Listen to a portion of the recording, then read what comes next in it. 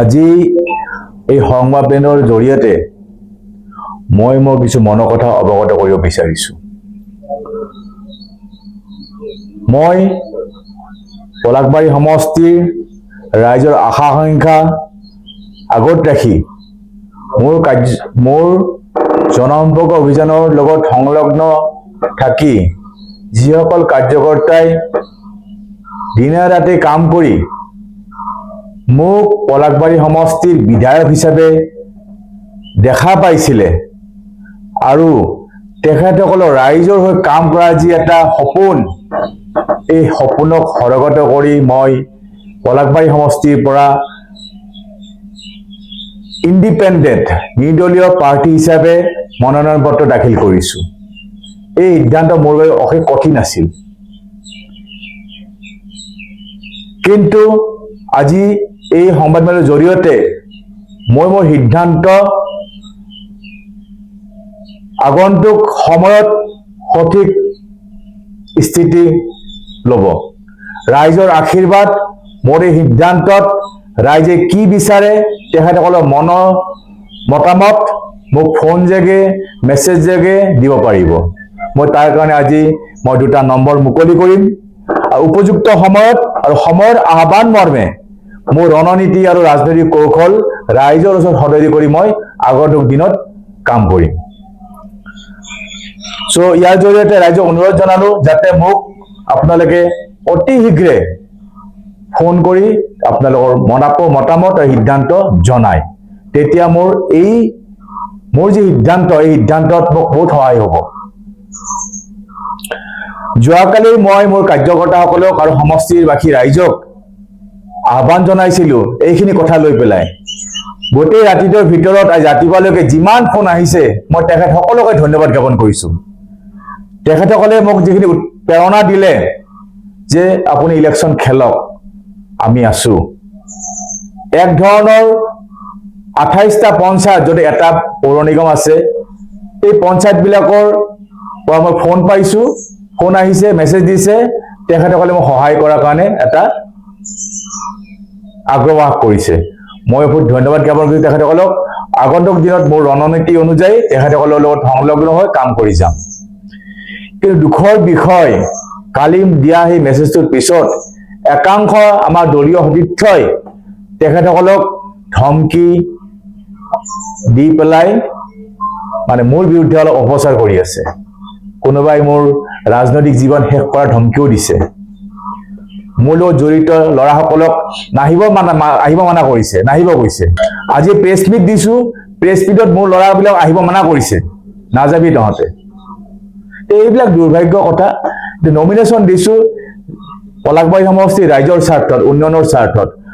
মই এটা দশক ধৰি দলৰ বিভিন্ন দায়িত্বত কাম কৰি আছিলো, তন মন ধন দি দলৰ প্ৰচাৰ আৰু প্ৰসাৰত কাম কৰি আছিলো। কিন্তু আজি দলে কিহৰ ভিত্তিত পলাশবাৰী সমষ্টিৰ পৰা মোক প্ৰাৰ্থিত্বৰ পৰা বঞ্চিত কৰিলে, মই দলৰ ওচৰত মোৰ প্ৰশ্ন। কাৰণ আমাক এটা আশ্বাস দিছিলে এইবাৰ সাৰ্ভে ভিত্তিত টিকেট প্ৰদান কৰা হ'ব। এই সাৰ্ভে ক'ত গ'ল?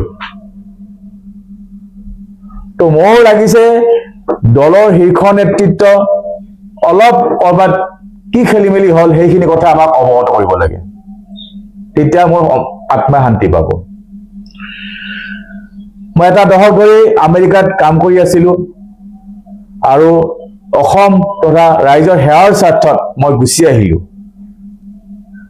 কাৰণ ৰাইজৰ সেৱা কৰিব লাগিলে ৰাজনৈতিক পদ্ধতিত সোমাব লাগিব, নহলে কাম কৰাত সুবিধা নহয়।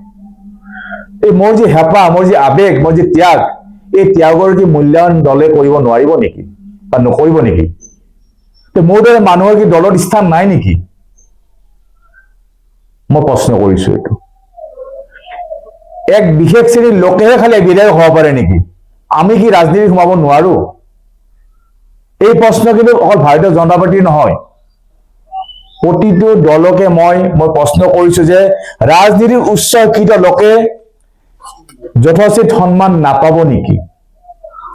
অকল এক শ্ৰেণীৰ বিশেষ মানুহে কি ৰাজনীতি কৰিব পাৰে নেকি? আৰু এই ধাৰা আগন্তুক দিনতো অব্যাহত থাকিব নেকি? এই প্ৰশ্ন কিন্তু অকল ভাৰতীয় জনতা পাৰ্টি নহয়, অসমত থকা প্ৰতিটো দলকে মই প্ৰশ্ন কৰিছোঁ, আপোনালোকে প্ৰাৰ্থিত্ব কেনেকৈ চিলেক্ট কৰে? এই ক্ৰাইটেৰিয়াবিলাক অলপ বিশ্লেষণ কৰাৰ প্ৰয়োজন আছে। তাৰমানে শিক্ষিত চামে কি ৰাজনীতি কৰিব আহিব নোৱাৰে নেকি? মই আজি আপোনালোকৰ জৰিয়তে মোৰ মনৰ ক্ষোভ প্ৰকাশ কৰিলোঁ, আৰু মই নমিনেশ্যনখন যে দিছোঁ, এইখন এখন মোৰ ক্ষোভ আৰু প্ৰটেষ্ট এগেইনষ্ট দিছ ডিচিশ্যন। কোনো দল বিৰোধী নহয়, কোনো ব্যক্তি বিৰোধী নহয়, প্ৰতিজন দলীয় কাৰ্য সতীৰ্থ, মোৰো সতীৰ্থ, তেখেতসকলৰ সতীৰ্থ। মই এতিয়াও বিজেপি, আগতো বিজেপি, ভৱিষ্যত বিজেপিত থাকিম। মই বিজেপিৰ বিৰুদ্ধে যোৱা নাই, মই কংগ্ৰেছৰ বিৰুদ্ধে আছোঁ। কিন্তু দলৰ কিছুমান নেতৃত্বৰ, কিছুমান এইখন নেতৃত্বৰ সিদ্ধান্তক লৈ পেলাই এই নমিনেশ্যন দিছোঁ মই। যে মোৰ এই প্ৰটেষ্ট আপোনালোকে বিবেচনা কৰক, ৰাইজে যদি মোক বিচাৰে সঁহাৰি দিয়ক, আৰু মোৰ যিটো কথা ক'লো যে ফোন কৰি মেছেজ দি মোক আশ্বাস দিয়ক যে আপোনালোকে যদি মোক সহায় কৰে মই নিৰ্বাচনী যুঁজত অৱতীৰ্ণ হ'ম। অতি সময় খুব কম আছে, যিমান সোনকালে মোক পলাশবাৰী সমষ্টিৰ ৰাইজে মোক ফোন কৰি মেছেজ দি মোৰ এই যাত্ৰাত সহায় কৰক, এয়া মোৰ আপোনালোকৰ ওচৰত বিনম্ৰ অনুৰোধ। শদিয়াৰ পৰা ধুবুৰীলৈ, বৰাকৰ পৰা ব্ৰহ্মপুত্ৰলৈ সকলোৰে মাজত চিনাকি এটা নাম প্ৰাতঃ টাইম। থলুৱা ভাষা, কৃষ্টি আৰু সত্য বাতৰিৰ আধাৰত প্ৰতিষ্ঠিত খবৰ প্ৰাতঃ টাইমৰ প্ৰতিটো বা বাতৰি পুংখানুপুংখভাৱে চাবলৈ Facebook, YouTube, website, Twitter, Instagram আৰু ব্লগাৰ পেজত লাইক আৰু ফ'ল' কৰক।